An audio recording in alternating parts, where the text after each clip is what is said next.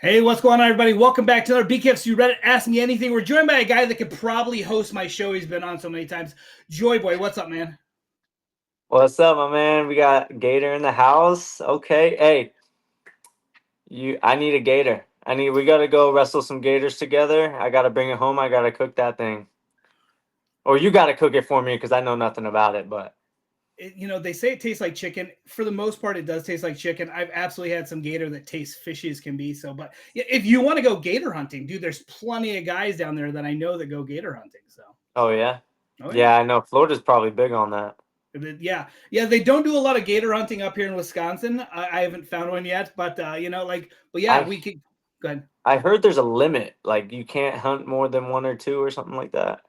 For like you and me, there's a limit, but there's outfitters and they're allowed to get like a whole bunch of tags. And what they do is like kind of like sell the tags to their clients and stuff. I don't like, Oh, but got yeah, it. I think you could get 1 to 2, I believe. Oh, got it. Okay, so you know what? It was just Father's Day. You had some huge news. You're having a baby. How excited are you?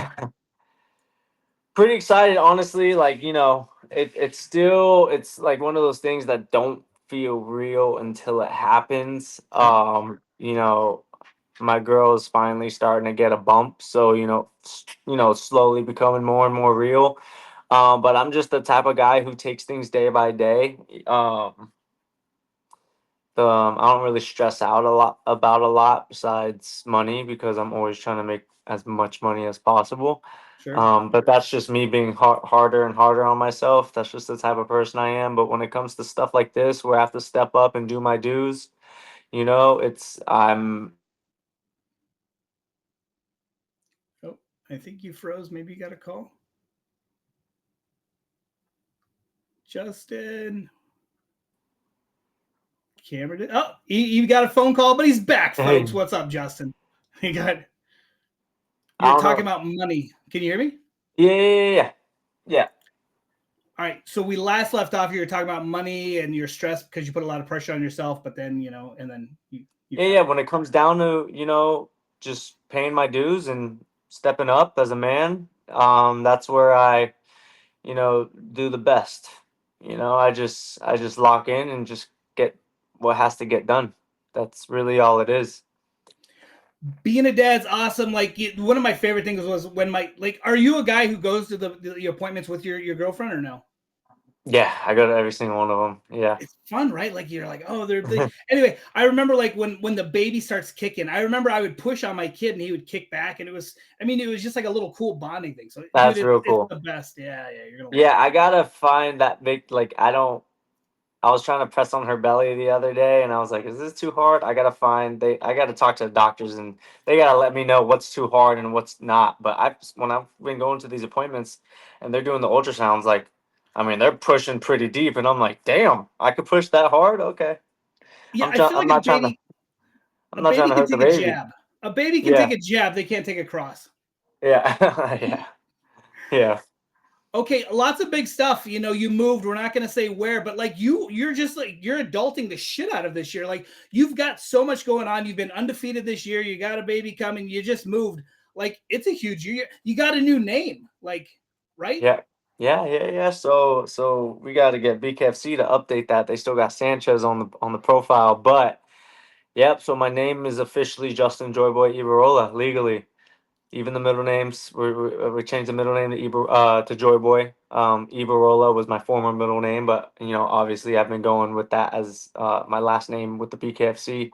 But now it's official. It's illegal. Sanchez is out of the picture.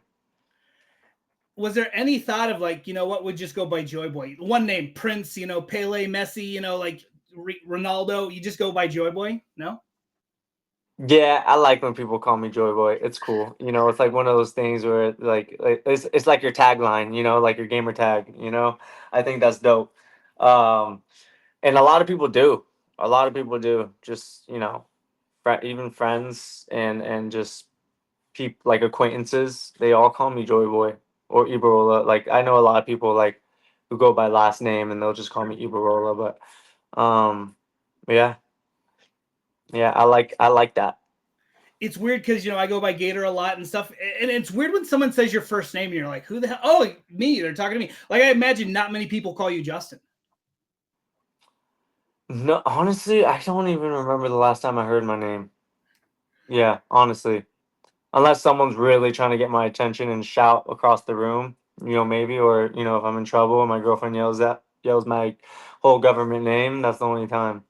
All right, let's talk about one of my favorite people, Anne Marie. What's she got you doing? Has she got you in shape? I mean, she is one of my favorite people. I love the stuff she posts. I love the stuff she sends. I didn't get a question from her this time because she usually just says such nice stuff. She never throws you under the bus, which is unfortunate for me, but it's nice for you. But how's she doing with you? She's doing great. We're taking a different approach this camp. She's wonderful because she really knows how she takes very calculated approaches to my training. So, if I'm feeling too overwhelmed or my body's taking on too much pressure, she adjusts accordingly. Um, Normally we're on like monthly programming for what I do in my training. This time we're taking a 2 week bi-weekly programming approach. So every 2 weeks she's either um, adding more to it or taking more away from it. It's like a constant battle of where we're going to find that perfect point in our training to develop the right amount of power, speed, agility. Okay, so you're fighting. I mean, you hate to say journeyman, you hate to say gatekeeper, but Roberto is. I mean, he's a tough guy. You know what I mean? Like he's a guy who fights at any weight. He short notice fights he takes. He also is a very tough guy, and a lot of times they're like, oh, he's gonna get walked over, and he goes out there and he wins. You look at Chris Garcia, like it's one of those guys you can't take lightly because Chris Garcia was expected to walk over him, and he made him look bad. So I mean, are you super focused for this? I'm taking the same amount of approach. My mentality shifted after my last fight. In terms of not seriousness, but I guess confidence. Like I really know where my level stands in fighting, and I really know I could just dominate guys who look dominant against other guys. So, the biggest thing that's changed for me this camp was I've just been more consistent with the boxing trainer, and we've been going hard, and I've been more consistent with the sparring, and we've been going hard, and it's just this is definitely the most amount of stress I put on my body out of any camp. Um and I'm all about just pushing my edge. I'm always about pushing my edge. So um yeah, no, it's going good. I'm not really worried about Roberto, honestly. I know he's a big risk in fights because he has the ability to keep coming forward. He has the ability to keep swinging and swinging hard. Like he's coming to bang. Sure. Don't get me wrong, he's coming to bang, and that's definitely someone you can't take lightly because the riskier your opponent is, it's actually, they're more scarier than the more technical guys because they're willing to go in there and take a hit in order to knock you out. So, um, I think my biggest concern is just he's willing to bring pressure. And although I say that's my biggest concern, I'm not really concerned about it because I do the best against pressure fighters. I make them miss. I make them pay. I make them fall over their own feet. I make them hesitate.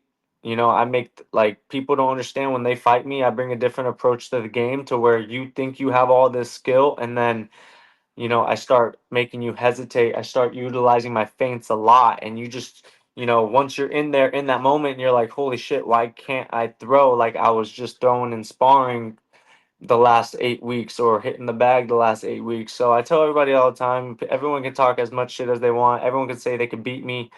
Everyone can say they can knock me out. But until you're in that ring with me, looking at me eye to eye, and I'm just fucking moving and making you think, and you just don't know what decision to make right in front of me, you're in a whole lot of trouble against me. Because once I set you up and I land that punch, you're going out. Like we've seen it time and time again. Velasquez is definitely my toughest opponent. Sure. I know I didn't say that before, but in terms of like um I said my first fight was my toughest opponent, but that's more so durability. When Mhm. I talk about skill, I guess Velasquez would have to be my toughest guy. Only because he wasn't biting on a lot. Um, he was constantly moving, constantly changing angles. He was coming in and out a lot, so he was playing really smart against me. And look what I did to him. This is a guy who's been in there with champions, and Mhm. some of these champions haven't even knocked him out. Or some of these champions went all 5 rounds with him, and I was able to dominate him in the second round. So it's just, everything looks different on camera, you know? And I don't think a lot of people realize that until it's too late. So I'm just taking my humble approach as always. Um, and that's it. I don't really have anything to worry about Roberto. I'm fully confident that when I hit him, he's going to go down. So I recently talked off camera with Redneck Mundell and his team, and a lot of people love to say like, "Oh, well, this guy was having a bad night against you, Redneck," and he said it's not that. He goes, "I'm just that much better that I make these people have a bad night."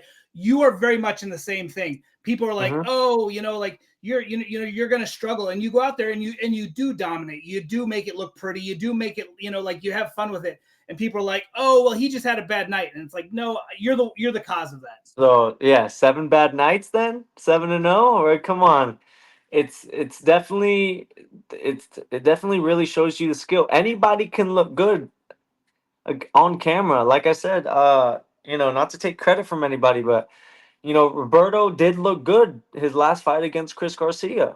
He Sure. did look good. He brought the pressure. He was active. He was confident.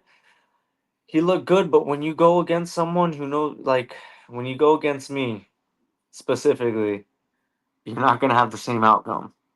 You're gonna think you are. You're gonna think, oh, I did so good against Chris. He was ranked number 4. I beat him. I think I really have a chance against Justin. I'm gonna do this the same way. I'm gonna do that. I'm gonna bring pressure. And then you step in there with me, and I start making you miss, and I start throwing feints that make you rethink what you want to do in that ring, and then you just start hesitating, or I throw something that you just don't see coming that I've been setting you up with for the last 2 minutes. It's these guys don't think this way, and when they figure it out, it's too late. They're on the floor, and I'm getting my hand raised. You're a guy who's really big into showmanship. Is there anything big planned for this one? This is gonna be the best one yet. The Okay. best one yet. I don't even want to give. No. Okay, I will. I will actually. I'll give a little hint. I'll give a little hint. If you're coming to watch me, bring your cowboy hat, throw it on, wear it to the fights. It's gonna be fun. Awesome. Okay, so again, my only complaint, I feel like the rest of the United States needs to see you fight. Is there any talks of you getting the hell out of Florida and going and seeing some fans fight in California, or they're just in Connecticut? When does the rest of the US or even the rest of the world get to see you fight? Listen, the this is one issue I've always had. I don't. I'm not. I don't say this in any negative way. But I just don't think BKFC is promoting me as they should be. Honestly, that's just my honest opinion.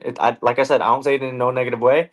Maybe they have something planned for me. I'm patient. I'm waiting for the right opportunity. And that's just is what it is. But I think a lot of people need to see who the hell I am. Like I bring a way different approach than any of these guys on in any weight class on any roster. Yeah, I'm a showman, but not only am I a showman, I can knock motherfuckers out and I can fight. So I think there's a lot of lost eyes out there, and I think once they see me, they're gonna think of BKFC in an entirely different way. Like I think I'm the guy to change the way fans look at BKFC, and every fight that goes by where people don't know me is a lost chance. But I want to stay humble. I want to stay patient. I don't want to go on rambling about how I should get bigger fights or how I should be fighting on this card. Yes, do I want to? Yes, do I think I deserve it? 100%. But BKFC, they can do what they want. I'm gonna let fate take its course. You know, when the right time comes and the right opportunity comes, people will know who the hell I am. You're very open and honest about like, look, you're not chasing a championship, you're chasing victories, you're chasing fans and stuff like that. let's not kid ourselves. Your weight class has kind of been dead at the championship. No one really knows what's going on with Blas. There's so many rumors. I can't deal in rumors. You can't deal in rumors. But the one person that has been kind of calling you out is Ryan Reber. You guys have kind of been like, and you're not dicks about it, but I mean, Yeah. you're both want to punch We each have other. little bickers. We have little bickering going back and forth. You know, it's like just one of those things. We talk shit. We're confident in ourselves, and we just want to fight. That's all it is. You know, some of these guys. You know, I don't get the hateful fights. I really don't. Unless somebody makes it personal. Sure. You know, then that's a different story. But there's one job we have as fighters, and that's to fight. No matter who it is, no matter how close we are with somebody, no matter how friendly we are with somebody. No, like I just don't get the whole tough guy act. Like, for Bloss, for example, like I've always been cool with him. We've been in the same locker room together. We've always dabbed each other up. And me and his coaches always shook hands. We always said, "What's up?" The moment he got the title, it's like he's starting to throw out delusional ass fucking things in the air, like he hates me now, like he doesn't shake my hand anymore. And I get it. Listen, you have the title, you want to stay focused, you want to stay serious, but like there's some type of mutual respect that we have to have for each other. If we fight, we're gonna fight. Do whatever you got to do, you know, once that moment comes. But like if I've done nothing but respect Bloss. And bro, one thing that really ticks me off about Bloss, and that really made me lose respect for him is like, we're in the comment sections, and um I tell him countless times, I don't know what your problem is. Like, I always respect you as the champion. You're a great fighter. You don't have the belt for no reason. I always come up to you and shake your hand, and he always looks down at the ground, always tries to ignore me. Every time I come up, I'm a fucking man, with respect, and I'm humble. I'm gonna give you, like, you're the champ. Let me respect you. You're the champ of my division. We've seen each other in the locker room. We both came up at the same time. Like, I'm gonna shake your hand. I respect you as a fighter, right? But when you go looking down at the ground and try giving me this side, and you're ignoring me, and then you go on Instagram and start talking about how I always look down at the ground like a puppy dog. So he says every time he comes walking by. First of all, he never comes walking by to me. I always come up to him. Second of all, if he ever did come up to me, I look right at him. If he talks shit to me, I'll laugh. I'll be like, yeah, okay, okay, whatever, cool. Don't go spreading lies, trying to make it sound like I'm some bitch. Don't try spreading lies to the comment section to make everybody think you got these big balls. Cause listen, you do. You got big balls. You got the biggest balls in the division. I know that. I'm fully aware of that, and I'll admit that. You know but there's a certain amount of, we all got big balls. We're all fighters. Like, come on, Sure. like, I'm gonna give you your props, but don't be fucking spreading. When people start spreading lies and start just being fucking delusional, I lose absolute respect for them. And it's just like, listen, if we're gonna fight, now I'm a little heated. Now I'm like, all right, if you want to fight, I just want to prove everybody fucking wrong, honestly. And that nothing drives me more than just absolutely embarrassing somebody, you know? So, all these people, all his boys, all his Cuban fucking friends in Miami coming in the comments, everybody, all the fans, oh, JoyBoy's scared, he doesn't want to fight for title. Listen, it's not about fucking Blas, bro. I'll fight whoever the fuck, but I'm not here to be a poor fucking fighter. I'm not here to fuck, I got rent to pay. Sure. Right? I just got a new house. I got rent to pay. I got people to provide for. I got a family. I got a new legacy I'm trying to build, right? The new Ibarrola name. I got a kid on the way. I'm not fighting for fucking pennies to hold that belt. I don't give a fuck about that belt. The only thing I give a fuck about is making a living and financial stability. So I fight, I'm grinding, I'm staying humble, I'm trying to get to that point. That's it. Nobody's fucking scared. But I'm not gonna fight the best guy in the division, and I'm not gonna fight for the belt unless they're gonna pay me 3x, 4x, 5x what I'm getting paid right now. If I'm gonna be the best, I'm gonna get paid like I'm the best. It's just simple as that. Well, and you had Dave very openly say that, look, he was really hoping Zombo would kind of just keep kind of doing what you're doing, just keep building with the names, and every time you get a knockout, it drives your price up, it drives your value up. So I mean, like, Right. the owner clearly knows that that's a marketable aspect and route to go. Right, right. Listen, people, like I say it all the time, people who rush greatness never retain it for long. Never retain it for long. There's always good things that come fast don't last very long. I always say that. That's one of my favorite quotes to put out there when people try rushing me to fight for the title. Um, a 3-0 champ doesn't sound cool compared to a 10-0 champ, you know? So, I think the only person right now who's like, um, I gotta pay my respect is Kai Stewart. Everyone hates him. He's corny.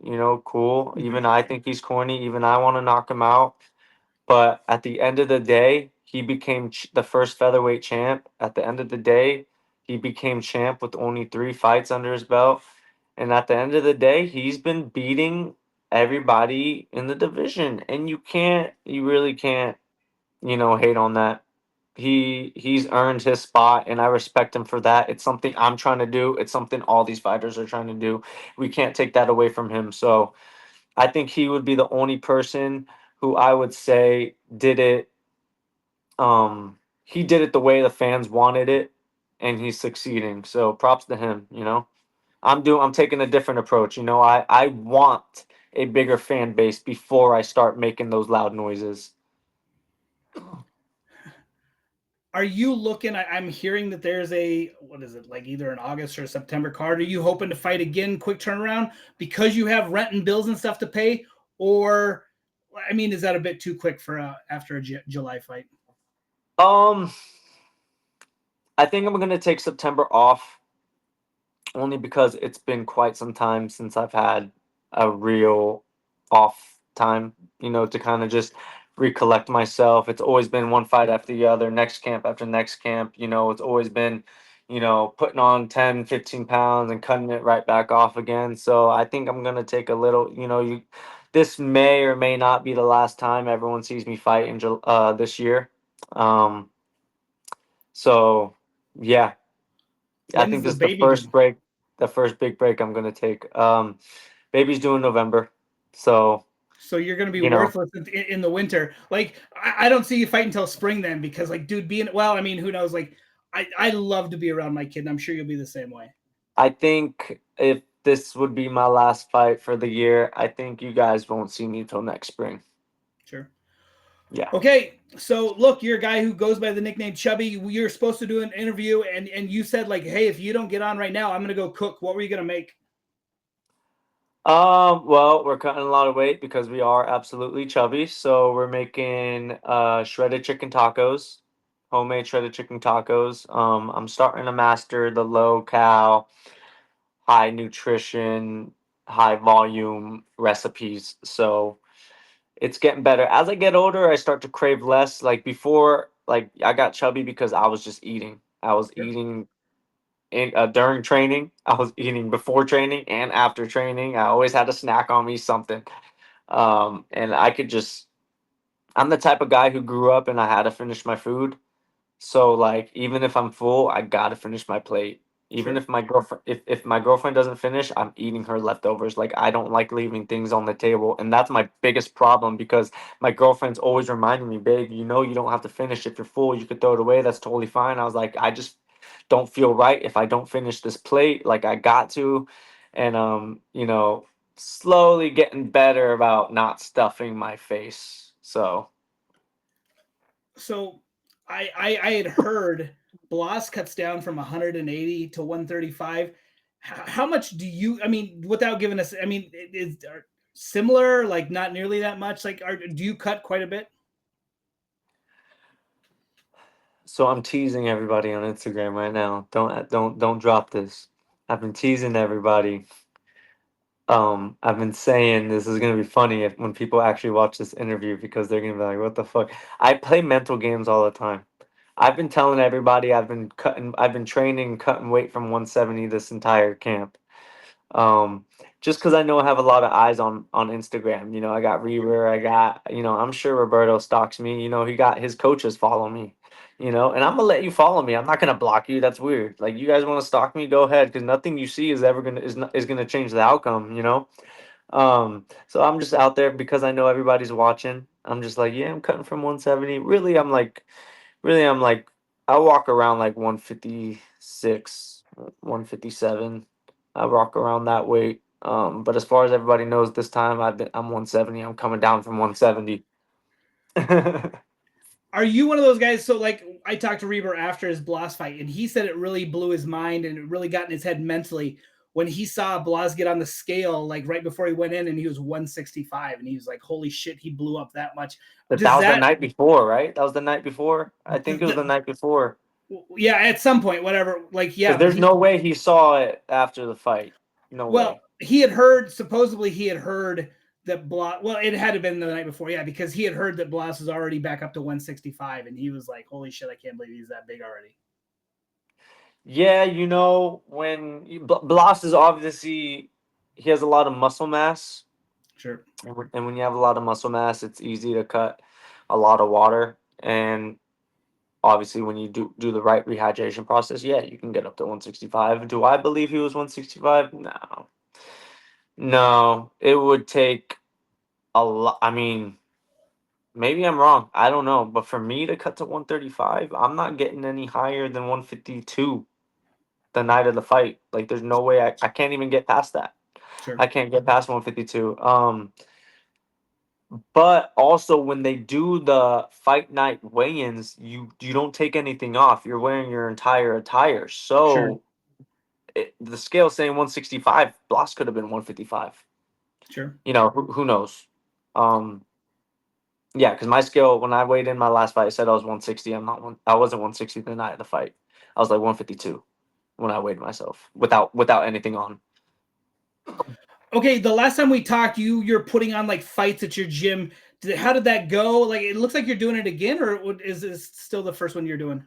No, no, we're having another fight at our gym this weekend actually. So it's just Okay, we have that we take our members. We ask we whoever wants to sign up for the program, they join one of us coaches, and then we put them through a 5 week mini fight camp. They're training every day with us. That we oh, there make you them. are. Sorry, my girl just called me. We make them feel like they're pros. We put them through the whole training camp. We put them through the whole nutrition aspect. We put them through the face-offs. We put them through the walkout with the phone. Let me put do not disturb on real quick. Um, She really needs you. She probably needs like some peanut butter or chocolate or something. yeah. But yeah, we take these members who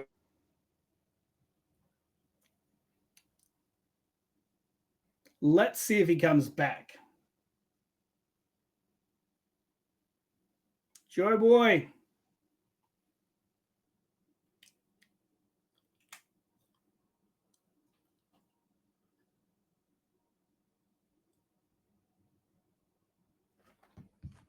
Justin.